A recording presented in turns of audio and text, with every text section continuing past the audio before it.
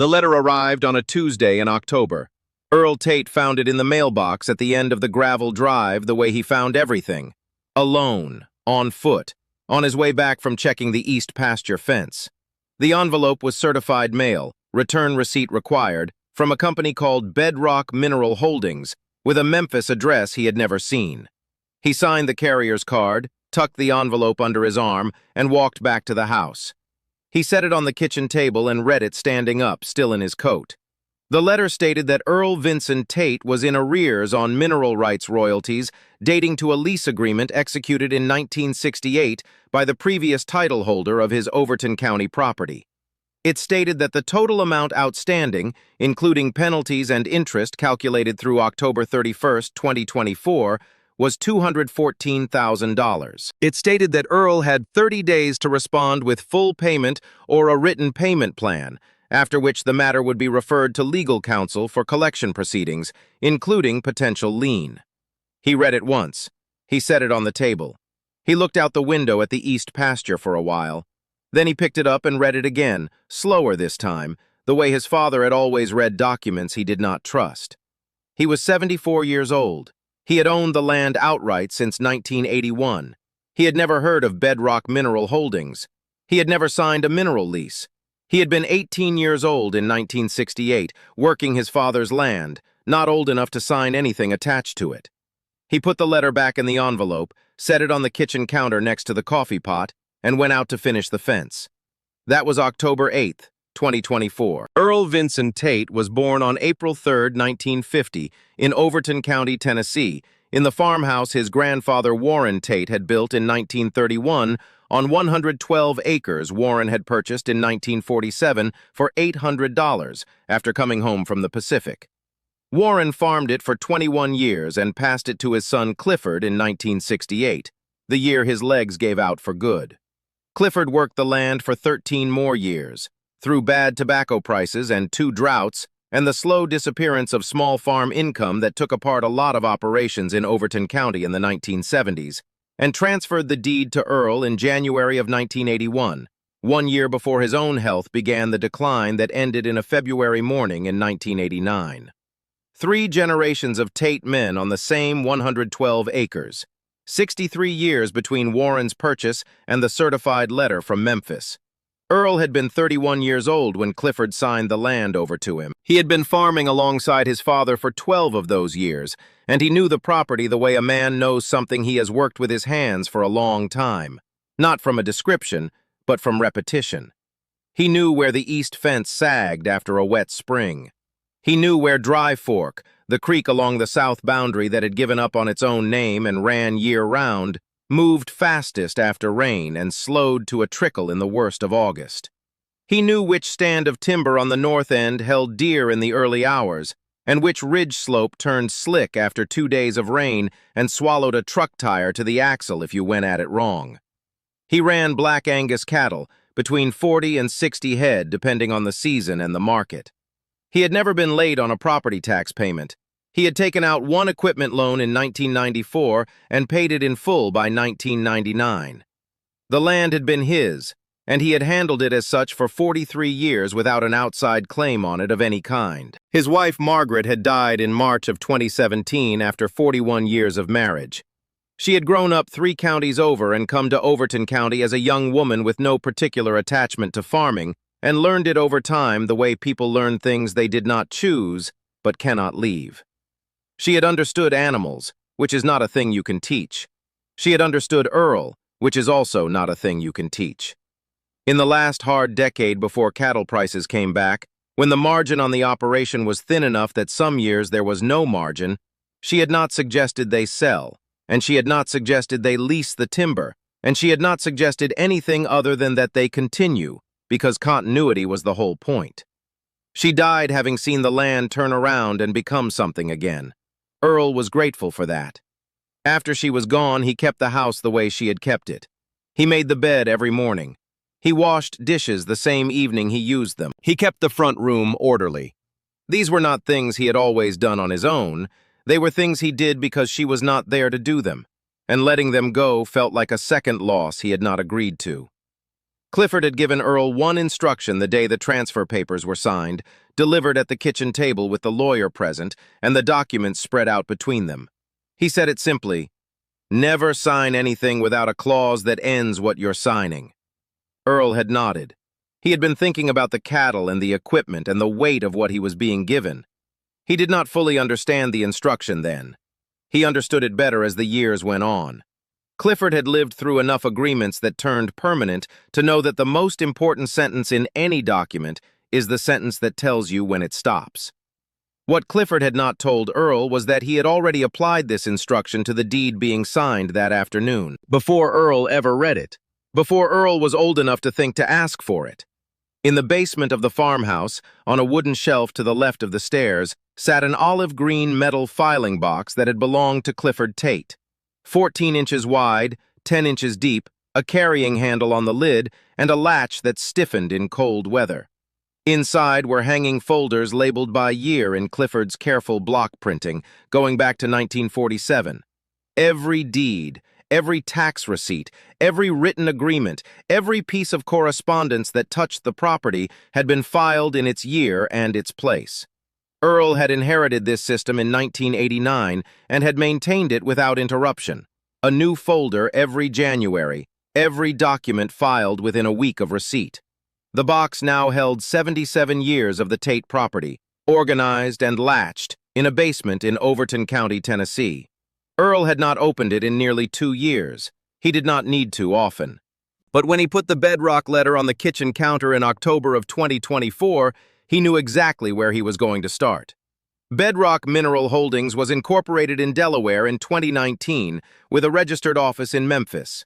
Its stated business was the acquisition and enforcement of dormant mineral rights claims, historical leases, royalty agreements, and extraction rights executed in prior decades that had since been forgotten, inadequately transferred, or incompletely extinguished during subsequent property sales. The company employed 7 attorneys. The lead was Raymond Stitch, 41 years old, a University of Memphis law degree, his entire career in mineral rights and property claim litigation. He had resolved, by his own count, more than 90 dormant claims in the 5 years since Bedrock's founding. His method was consistent. Identify a property with an unresolved historical lease, locate the current title holder, assess their likelihood of having adequate documentation to contest the claim, dispatch a calibrated demand letter. In his experience, fewer than 1 in 5 recipients had what they needed to fight it. Most paid a reduced settlement to make it go away. The math was simple, and it had held. He had spent 3 hours on the Tate file. The county records showed a mineral lease executed in 1968 between a now-dissolved mining company and Warren Tate's estate, with a royalty payment schedule and a renewal provision. No formal termination of the lease appeared in the county's recorded summary index. Stitch calculated the accrued liability at $214,000 and sent the letter.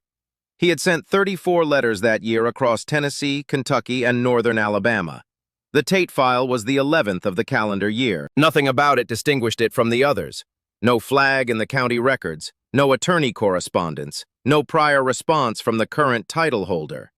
A $200 auction of remnant parcels had a profile that Stitch recognized. He had seen it many times. Elderly rural owner, long tenure, original purchase transaction too small and too old to have attracted comprehensive legal review. In his experience, the documentation to contest a claim like this either existed clearly in the public record or did not exist at all. The Harlan County records showed nothing. He did not look further. He did not pull the full text of the 1981 deed. He reviewed the recorded index summary, which cataloged the transfer by acreage and parties, but did not flag specific clause language. In his experience, rural property transfers from early 1980s Tennessee rarely contained mineral rights extinguishment provisions. He had no reason to look for one. He had resolved 90 claims. He saw nothing in the Tate file that distinguished it from the others. He was wrong in a way that had been sitting in a basement in Overton County for 43 years, waiting to be found. Earl Tate drove to Cookeville on a Wednesday morning in November and hired Sandra Presley, who had practiced property and estate law there for 22 years. She had gray hair cut close and a manner that was direct without being cold. Earl sat across her desk, set the certified letter in front of her, and explained the situation without interruption from either of them. When he finished, she said, "Mr. Tate, this type of dormant mineral claim is difficult to contest without documentation that directly addresses the 1968 lease, either a termination agreement, a release, or extinguishment language embedded in a subsequent deed transfer." Earl said, "My father's instruction was to put an ending in every agreement. He would have done it." She said, "Do you have the 1981 deed in full?" He said, "My father kept everything." Sandra Presley drove to the farm on a Saturday morning. The temperature was 38 degrees. Earl took her downstairs. The box was on the shelf where it had been since 1952. The latch was stiff in the morning cold. He worked it twice before it gave. The folders were where they always were. He found the tab marked 1981, pulled the folder, and handed it to the lawyer. She carried it to the workbench under the single overhead bulb. The 1981 transfer deed was inside, 4 pages, typed on legal bond paper, notarized and dated January 14, 1981. She read the first page, then the second. Midway through the third, she slowed. On the 4th page, she stopped. She went back to the bottom of page 3 and reread 2 sentences. Then she turned to page 4 and read paragraph 9 a second time without moving. Paragraph 9 read, "This conveyance includes a full and permanent release and extinguishment of all mineral rights claims, leases, royalties, and extraction agreements of any nature previously attached to the described property, effective as of the date of transfer. No such claims shall survive this conveyance or bind subsequent holders of the title." She looked at the notary stamp. She looked at the date, January 14, 1981. She looked at the recording notation from the Overton County Clerk's office on the back of page 4, confirming the deed had been filed and indexed on January 22, 1981. She put the document down on the workbench and looked at Earl. She said, "Your father put the clause in." She said, "This extinguishes the 1968 lease. Every dollar Bedrock is claiming was ended on January 14, 1981, 43 years before their letter arrived in your mailbox." Earl stood with his hands in his coat pockets and looked at the document under the light. He said, "He told me. I just didn't know what he meant yet." Sandra Presley filed her response on November 19, 2024. It was one document, the 4-page 1981 deed with paragraph 9 underlined, a cover letter citing the extinguishment clause by paragraph number, and a certified copy of the recorded deed from the county clerk's office confirming its status. She did not file for damages. She did not request a hearing. She sent it certified mail and went back to her other work. Bedrock's legal team called on November 21st, 36 hours after confirmed delivery. Sandra noted the time, 2:14 in the afternoon. She wrote it on her legal pad without comment. In her experience, a legal team that responds within 36 hours has already read the filing and already knows what it means. Organizations intending to contest a document take longer. They call their own clients. They schedule internal discussions. They draft positions. 36 hours meant one thing. They had read paragraph 9, and they understood that it held. The call was brief.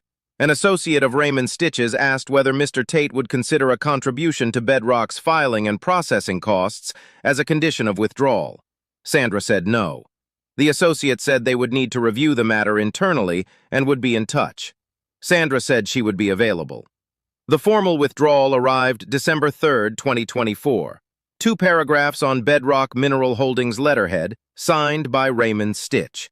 It stated that following a comprehensive review of the documentation related to the described Overton County property, the company was withdrawing its demand in full and releasing all claims of any nature against the property and its title holder, effective immediately. It did not mention paragraph 9. It offered no explanation of how $214,000 had been claimed and then dropped in 56 days. It made no acknowledgement of the clause, the extinguishment, the 1981 deed, or Clifford Tate. It was 2 paragraphs, a signature, and a date. The silence of what it did not say was its own kind of record. Sandra called Earl when it arrived. She read him the relevant sentences. He said, "That's it?" She said, "That's it." He said, "No payment, no terms, nothing we owe?" She said, "Nothing you owe, nothing you ever owed." He thanked her. He hung up. He sat at the kitchen table for a few minutes without doing anything in particular. Then he put on his coat and went out to check the east fence, because the afternoon was still good and there was no reason to sit inside when there was work that needed doing. Earl received it at the mailbox on a Thursday afternoon on his way back from the east pasture. He read it standing at the end of the gravel drive in the December cold. He folded it once, put it in his coat pocket, and walked back to the house. He went to the basement. He opened the box. He filed the withdrawal letter in the 2024 folder behind the tax receipt from September and the fence repair invoice from July. He closed the folder and returned it to its place. He latched the box. The latch was stiff. He walked to the south end of the property in the thin December afternoon, past the equipment shed, down the long slope to where Dry Fork moved quietly along the south boundary, the stones visible through the cold, shallow water. Just past the creek, in a flat clearing under two white oaks, were 3 stones set into the ground. Warren Tate, Clifford Tate, Margaret Tate. The clearing was quiet, no cattle nearby, no sound from the road. The oaks still held a few leaves, brown and dry, moving slightly in the air that came down from the ridge. Earl stood in front of Clifford's stone. He stood there for a while with his hands in his coat pockets and the cold coming up through the ground. He was not a man who planned what he said at moments like this. He looked at the stone and did not say anything for a long time. He thought about the kitchen table in 1981. He thought about the lawyer sitting there with the papers spread out between them. He thought about being 31 years old and thinking about cattle while his father said something important. He said, "It was in paragraph 9. He stood there a while longer. The cattle were somewhere on the west pasture and he could hear them faintly through the bare timber. The creek moved behind him. The oaks were bare and the light was the thin, shortened kind that December afternoons bring in the hill country, the kind that tells you to get back before you lose it entirely. He turned and walked back toward the barn. There was hay to check before the temperature dropped further. There was always something. Clifford Tate put one clause in a deed on January 14, 1981, and did not explain it to his son. He had it typed. He had it notarized. He had it recorded with the county. He put the deed in the box under the year it happened, said one sentence to his son about endings, and let it sit there for 43 years. He did not know about Bedrock Mineral Holdings. He did not know about Raymond Stitch, or Memphis, or $214,000. He knew only that agreements have endings, that endings should be written down, and that a son who maintains his father's records will eventually have what he needs. He was right for 43 years. He is still right. Tell me in the comments, would you have paid the settlement to make it stop, or gone to the basement first? I'll see you next story.